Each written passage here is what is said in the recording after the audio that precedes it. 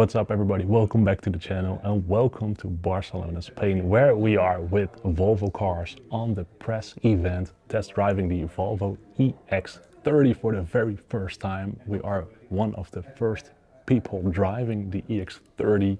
So in this video I'll be taking you guys along with two versions of it, the twin performance and the single motor extended range.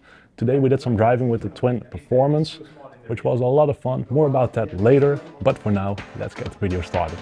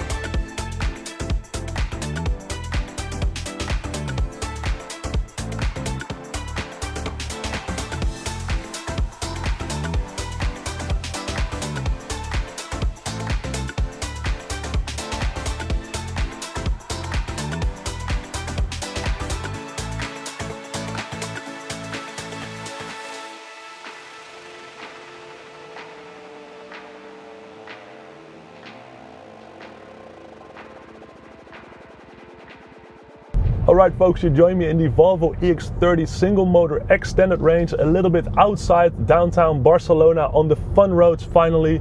The hotel was in the midst of downtown, so it was a bit hectic to drive this EX30 in the morning commute out of the city center, but I gotta say the car did really well. But this is the single motor extended range, and that means I am on my way with probably the most popular EX30 version.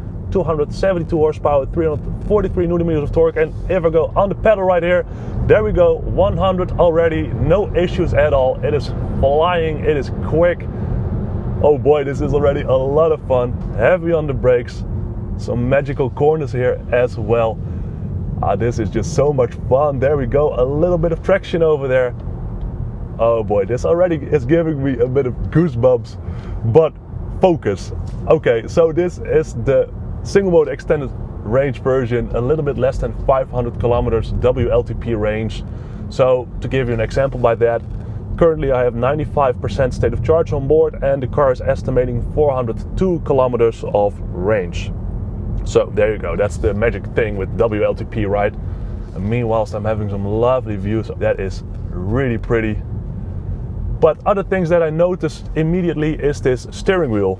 First, it feels very premium, very nice, lovely buttons on it, also some new buttons, and fun fact, there's also a customizable button on the left side over here, which you can set to your own liking. For example, currently on this one, the one pedal drive on or off function is on that, which is kind of useful, I gotta say.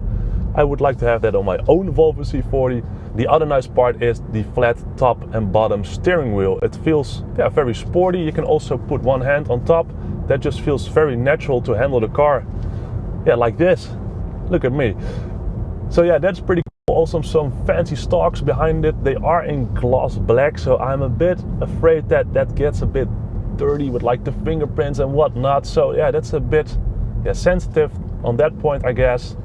Also new is that the shifter, so the park drive reverse neutral, is now over here. Bit of that Mercedes or that American pickup truck style, so it's now over here. This one also comes with the pilot assist, by the way, so you double tap this down and then that activates. More about that later. But yeah, a lovely steering wheel. We got a new logo over here as well. Just very nice to handle. It gives you plenty of control over the EX30. Also in these little corners up in here. Look at us go, we are just flying. Go away, Skoda.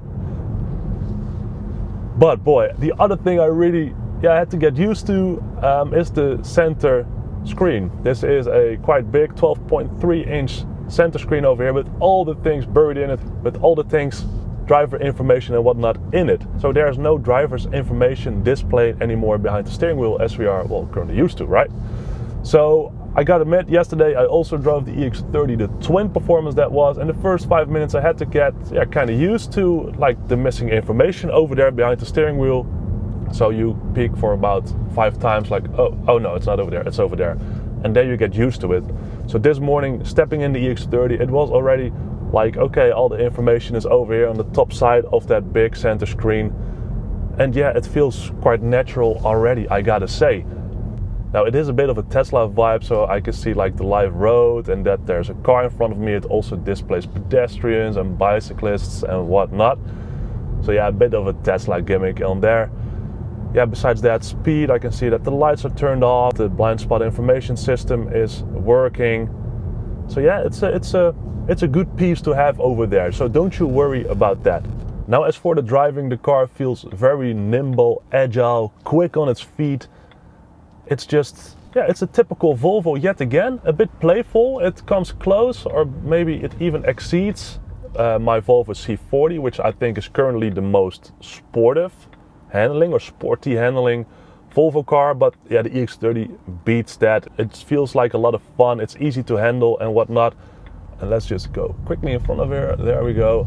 So, you know, also with this quick traffic situation, you just fly by and yeah, no worries at all, plenty of traction. Another thing I'm really happy with is the suspension on the EX30. I'm really positively surprised with that. I was a bit afraid that, yeah, they wouldn't take that good care of it, let's put it that way, being the budget or the entry-level mini SUV from Volvo, but no, this suspension is just really good, better than the C40 and XC40 Recharge, for example. Any bumps and whatnot, it really absorbs it in the suspension and it does not put the whole cabin up and down with you in it. So that's a really good takeaway on this little suite. Now I've also driven around with the new generation pilot assist on this car, and that works really well. It feels really good in control, so it's not searching all over the lanes like the current generation pilot assist kinda does. There's also this new setting that you can adjust the distance to a truck or to another car besides you when overtaking on pilot assist. You can also indicate and then the pilot assist will do the lane change for you, of course if the situation allows for it, but that also works pretty well. And besides that, the adaptive cruise control and whatnot, yeah, this pilot assist system is just doing really well on that regard. As for visibility, it's just plenty around the car. Big rear view mirrors, frameless rear view mirrors, and fun fact, they are specifically designed for the EX30. So this is not a copy paste from the Polestar 2. No, these are typical EX30 rear view mirrors. Also the rear view from the cabin, very good, just a big square, and yeah, there's plenty to see basically. Also in here it feels very light and bright thanks to this big sunroof, also big windows in the door, so there's a lot of light coming in. And yesterday I spoke with one of the exterior designers of the EX30 and he said, yes, sunlight is a very, well, valuable resource and rare thing in Scandinavia and in Sweden, so we want the windows and the sunroof to be as big as possible to allow, well, for as much light as possible into the cabin. And yeah, that's just very true. They did a good job on that. Now the Google Maps also works like a charm on this car. It is basically a copy and paste from the current generation Volvo Google Maps system if you have the Android Automotive, of course. This one also runs on the Android Automotive. Now a good thing, the screen is bigger, so the Google Maps is also quite a bit bigger. I gotta say, I would like to have a bit more detail here and there in some traffic situations. For example, yesterday driving in Barcelona, yeah, you had to look on the screen quite a lot and it wasn't that clear. And then I'm kind of used to my own C40 having the extra driver's information system over here behind the steering wheel, of course. And then you can see just, yeah, a bit more detail on, well, which route to follow. So that's maybe a bit of an improvement thing, software-wise, of course.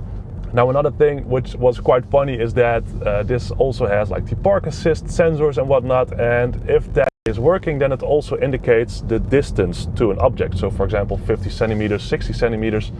And yesterday driving downtown Barcelona there were plenty of bicyclists, motorbikes next to me, and that would trigger the park assist system and then it would say, hey, there's something on the left side of you for about 50 centimeters. But that notification comes over the Google Maps system. So at that point I could not see anymore where I had to go. So that's also maybe a point of improvement for Volvo, But you know, those are small software details, so those can be figured out or solved. Now besides that, there's also Spotify, Vivaldi browser, you have Bluetooth for your own media. So there's plenty of connectivity and entertainment on board this big 12.3 inch center screen. As for the one pedal driving, I'm really happy with that. You can turn it on and off, of course. Off, it will kind of behave like a normal automatic car.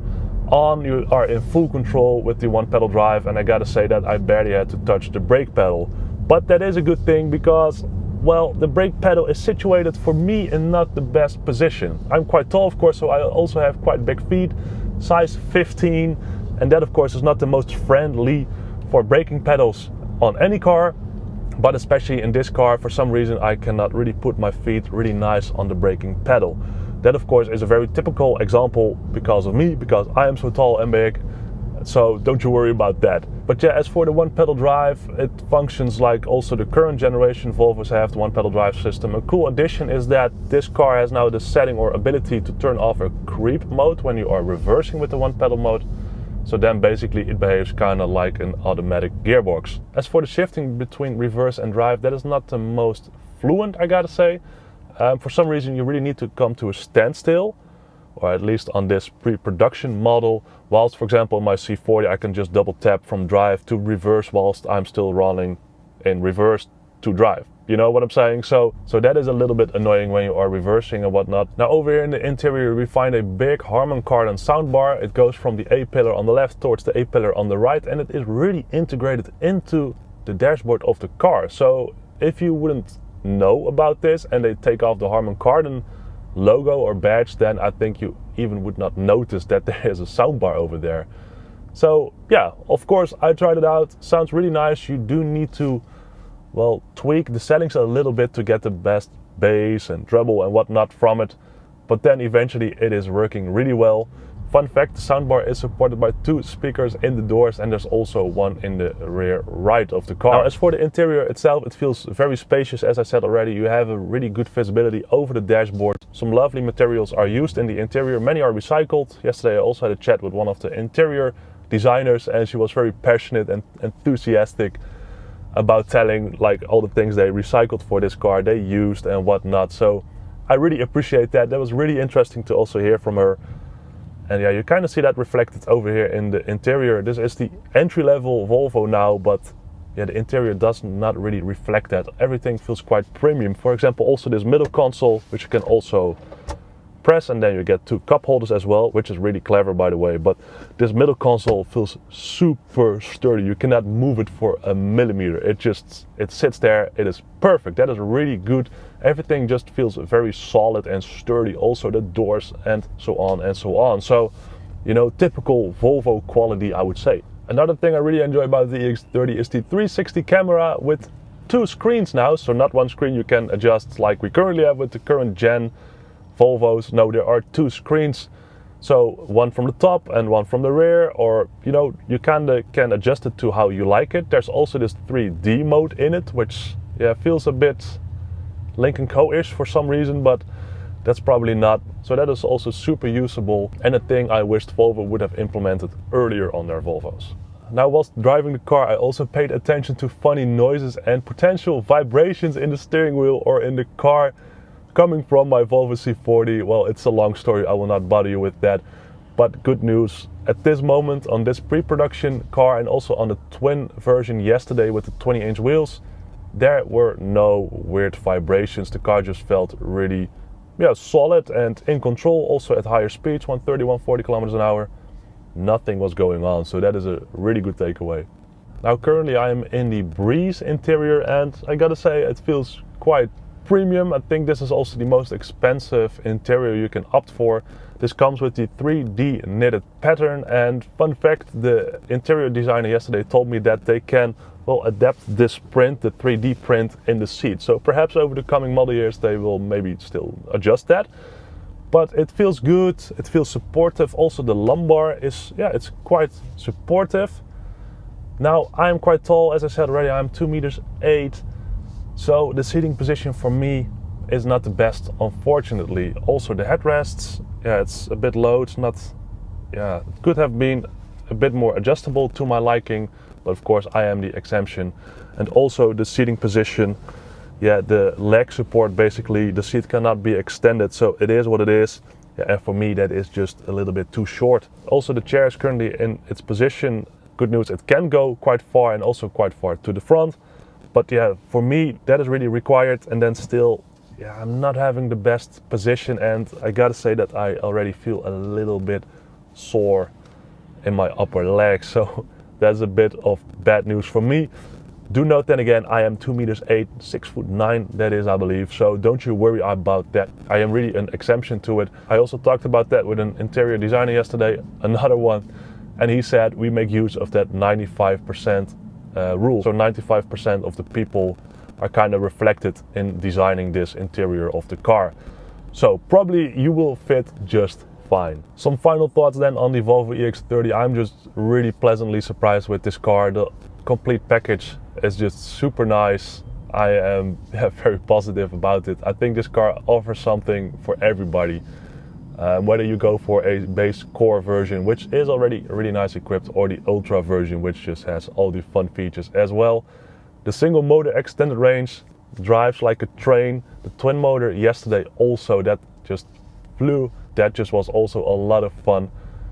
But yeah guys, this package is just really good. As for driving, dynamic driving, fun driving, involving driving, comfortable driving, you can do everything with this little suite. And that maybe is even the most fun aspect of this car. An everyday Volvo, but when you want, also a fun Volvo. So there we go guys, I hope you enjoyed this initial first impression video here from Barcelona and the Volvo EX30. It have been a very hectic 2 days, so if I forgot to mention anything or whatnot, just ask in the comments down below and I'll get back to you. I hope this just gives a first fun impression of this car and also of this event. I mean, this is also my first event, and that of course is thanks to you guys watching these videos and supporting me, so thank you so much. But yeah, I need some time to process just everything. A lot has been happening.